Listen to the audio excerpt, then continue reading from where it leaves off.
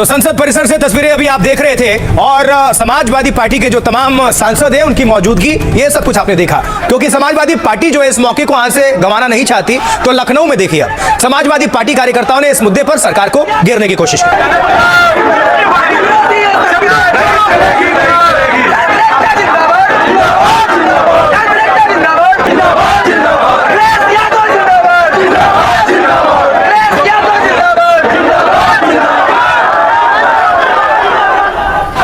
और इसके बाद पुलिस ने समाजवादी पार्टी के कई कार्यकर्ताओं को हिरासत में लिया।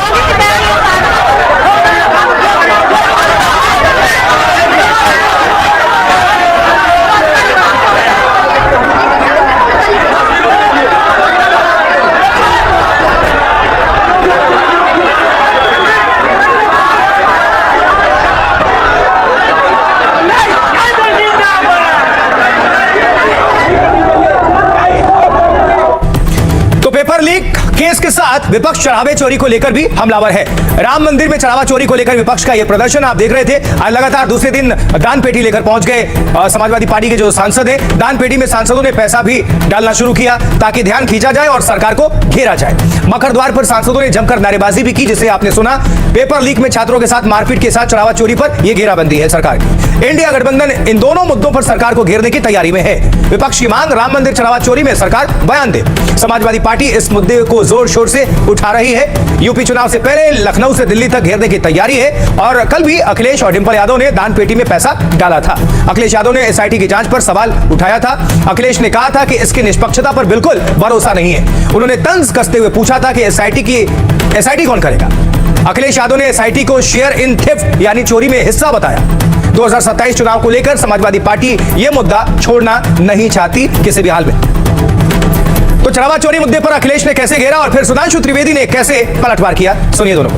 हमारे श्रद्धावान आम जनता का जो अपमान किया इन्होंने, जो आम जनता श्रद्धावान है, प्रभु पे जो चढ़ाया, ये पावनी महापाप है।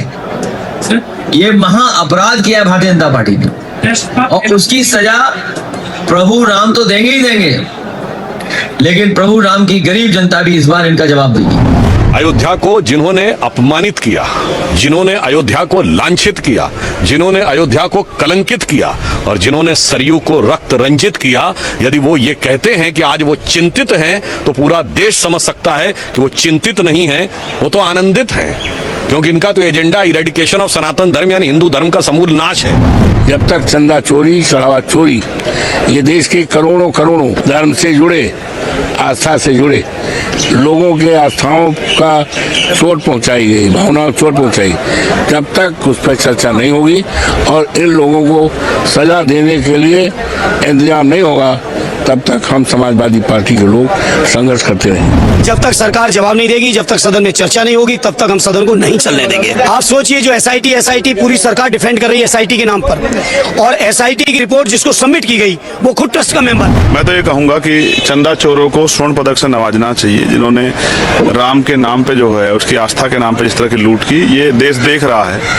और जो भारतीय जनता पार्टी और उनके जो पूरा जो उन्होंने ट्रस्ट बनाया था, ट्रस्ट का मतलब भरोसा, जो भरोसा तोड़ के जो लूट की है, लूट करने वालों को देश माफ नहीं करेगा और इनको जो है अलग से स्वर्ण पदक जो है दिलाया जाए। रामलला के यहाँ हो जाता है और पूजा पाठ सही चल रहा है। इसमें रामलला के यहाँ पूजा पाठ की कोई कमी नहीं है और भक्तों की कोई कमी नहीं है। भीड़ बहुत बनी है, दर्शन करने के लिए पूरे हिंदू हर बिरादरी लोग जा रहे हैं, कोई जातिवाद वाले नहीं।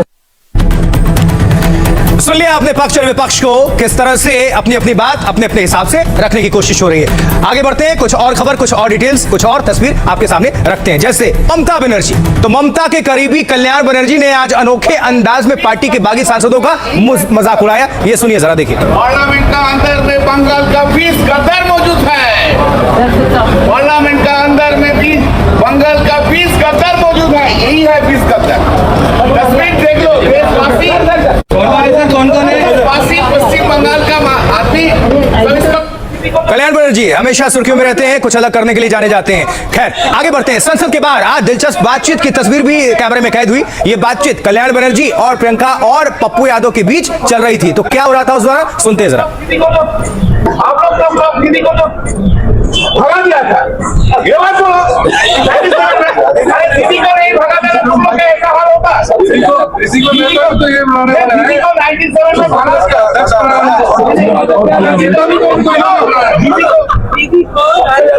राजीव जी बहुत आई नो राजीव जी को राजीव जी बहुत राजीव जी ने को सम्मान दिया और अरे पप्पू सिंह सुनो भाई मत बोलो उस टाइम कांग्रेस सीपीएम का साथ एक हो गया। भारत की बात बताता हूं मैं, बढ़ते हैं आगे अगली खबर की अब चर्चा करते हैं, बात करते हैं। देखिए अब जरा देखिए आप, सावन महीने की शुरुआत हो चुकी है और इसी के साथ अयोध्या की भव्य सरयू आरती भी आपके सामने।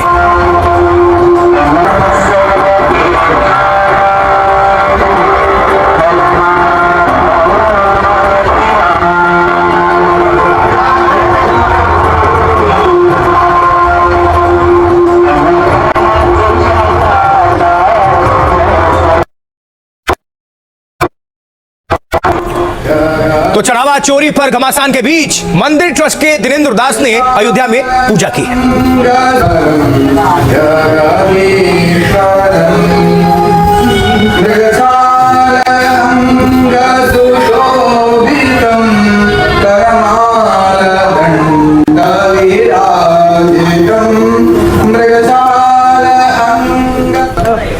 लेकिन दूसरी तरफ विपक्ष ने फिर से चंदा चोरी मामले पर दिल्ली में प्रदर्शन किया और संसद परिसर में दान पत्र लेकर सांसदों ने पैसे भी दान किए। विपक्ष सरकार से इस मुद्दे पर जवाब की मांग बाहर निकालिए।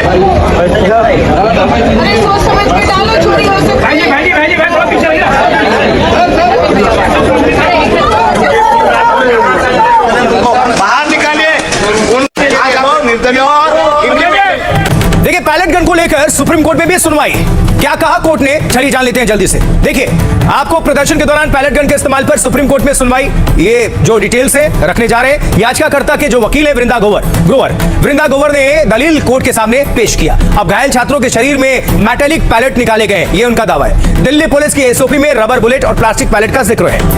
इसके मुताबिक मेटेलिक पैलेट के इस्तेमाल की इजाजत नहीं है। बल प्रयोग के लिए तय ग्रेडेड रिस्पांस का पालन भी नहीं किया गया। ये वकील की तरफ से याचिकाकर्ता के ये पक्ष रखा गया। याचिका में पैलेट गन के इस्तेमाल पर रोक लगाने की मांग है। घायल सभी लोगों को मुआवजा देने और समुचित इलाज की डिमांड है। अब सुप्रीम कोर्ट ने केंद्र सरकार से जवाब तलब किया। कोर्ट ने पैलेट गन के इस्तेमाल की एसओपी क्या है ये पूछा, इसकी डिटेल्स मांगी। दिल्ली पुलिस को स्टैंडिंग ऑर्डर रिकॉर्ड पेश करने का निर्देश दिया गया कोर्ट की तरफ से। सुप्रीम कोर्ट ने घायल प्रदर्शनकारियों का इलाज कराने को कहा है। केंद्र जंतर मंतर प्रोटेस्ट में इस्तेमाल हथियारों का रिकॉर्ड रखे, कोर्ट ने कहा। कोर्ट ने पैलेट गन के इस्तेमाल पर फिलहाल रोक लगाने से इनकार कर दिया। पुलिस विशेष स्थितियों में इसका इस्तेमाल कर सकती है, सुप्रीम कोर्ट ने यह साफ कहा। तो पैलेट गन को लेकर सियासी वार पलटवार लगातार जारी है। अब आपको सुनवाते हैं विपक्ष और सरकार के अपने अपने तर्क। कई बच्चों को आंखों में पैलेट के छर्रे लगे, आंख पे लगे, पीछे लगे। आप सब देखे हैं, सब टीवी में आप बहुत देखते रहते हैं, आप देखे हैं। लेकिन ये देखकर हमको तो शर्म आई, उनको शर्म आया कि नहीं मुझे मालूम। जो मुझे शर्म आया, किसका आंख गया, किसका कान गया, किसका हाथ गया, किसका पैर टूटा, इसका जिम्मेदार कौन है? इसका जिम्मेदार आप है। मैं खड़गे जी आपसे फिर से विनती करता हूं, इतना सीनियर लीडर आपको ये कांग्रेस का एमपी और कुछ लोग जो हरकत कर रहे हैं, समझाइए, ऐसा मत कीजिए। देश के युवा देख रहे हैं, ये बिल पे चर्चा सब सुनना चाहते हैं, वहां भी आपका कांग्रेस वाला उत्पाद मचा रहे हैं, ठीक नहीं है। नीट में जो धोखा दिया, हम इस पक्ष में हैं कि जब नीयत साफ होगी सरकार की तो नीट जैसी परीक्षा भी साफ होंगी, उनमें भी कोई भेदभाव नहीं होगा। और जब से उत्तर प्रदेश की सरकार भारतीय जनता पार्टी आई है, 20 से ज्यादा पेपर लीक हुए। इतना बड़ा हादसा हो गया, महिलाओं को मारा गया, चोटें आई, अस्पताल में दाखिल है, और फिर और इनके लोग तो कह रहे हैं, भाजपा के लोग, कि ऐसा कोई पैलेट गन चला ही नहीं। और जब साबित हो गया कि हाँ चला है, फिर भी गृह मंत्री जी को कहा। फिर कुछ लोग कह दिया ये तो एसडीएम का कहा हुआ था। अरे भाई एसडीएम ने कहा हुआ तो इनको बोलना चाहिए ना कि एसडीएम ने गलत किया, एसडीएम को सस्पेंड करो, करना चाहिए ना। इन्होंने वो भी नहीं किया, ऑब्वियसली इनकी सहमति। ये जंतर मंतर पर सबको मालूम है क्या हो गया, किससे आदेश से आंदोलक जो है बच्चे, उनके ऊपर वो पैलेट गन चली, पूरा रिकॉर्ड है संसद मार्ग पुलिस स्टेशन पर, पीछे से गोलियां चला। दिल्ली पुलिस के इसके अंदर है। अगर वो लाठियां जिसपे कील लगी हुई थी उसका इस्तेमाल